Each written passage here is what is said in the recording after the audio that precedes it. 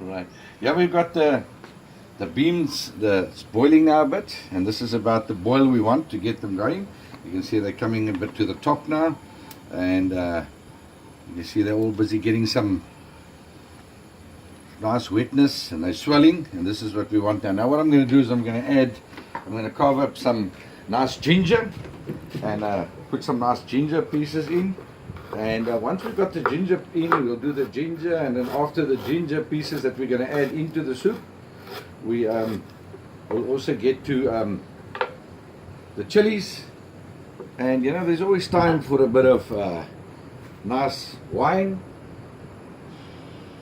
because any chef or any cook or any whatever you call yourself, it doesn't really matter, as long as you love cooking and you love people and you love cooking for people. And there's nothing like cooking for hungry people, because cooking for hungry people is what's the most important. So what I'm going to do, I'm putting the ginger in a bit of the ginger is going to go in there, and that's just to liven up a bit of the bean side. After that, I'm pushing some of these tomatoes and stuff in there, and what I do here, I just drop them in completely. I don't chop them up, I let them go down like that completely. Every chef, every cook has its ways, and my way is this way, and this way works for me. So I drop them in. This is proper Wild Coast cooking, not too many slicing and dicing and measurements. This is the way the JAP JAP CHEf does it. That's what we're going to do. Yeah, and there's my beautiful wood. Now we've got some fantastic nice wood here at the back, as you can all see. If this is not enough beautiful wood for my kitchen, it's winter time. I almost probably burn this all down this winter before October, and in October we get another load for the rest of December.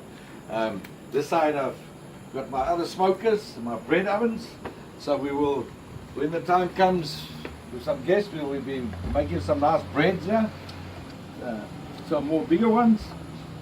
And yeah, this old tree is at the back of my kitchen. It was probably very old, 100 years old, maybe even more, like my pots.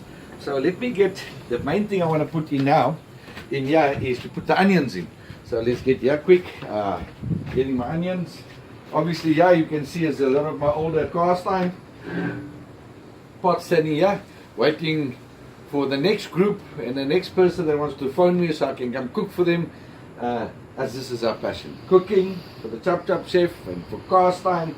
There's nothing more beautiful like cast iron, old cast iron. That's got a passion and a beauty of its own. So let me put the onions in.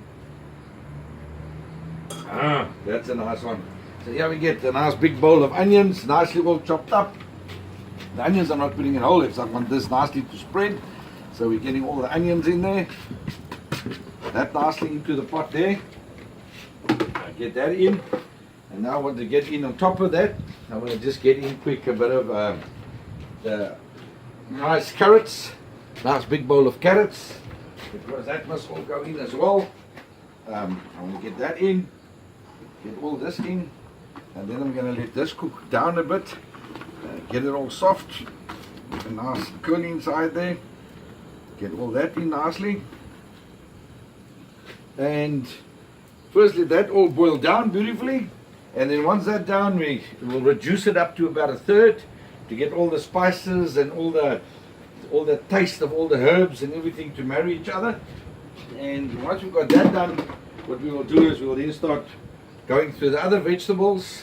I'll start working these chappies in, especially the fresh spinach and the fresh, all these very nice, what I've got here, celery.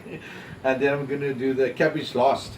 And by that time, this whole big pot will be one beautiful, medium dense soup, which will be great tomorrow with a nice fresh bread done over the, in like some nice coals or a black pot. Something like that for Women's Day will remind me of my mom and my wife's mom that's not here anymore, and our fathers and all the old people and the people that loved cast iron, because cast iron cooking is where it all started. If cast iron, old cast iron could speak, you can imagine the stories that were told around these pots. Our mothers used to speak to their daughters, and the questions daughters used to ask their mothers 100 years old and 100 years ago. if these things could speak. And that's where we are. Chop, chop.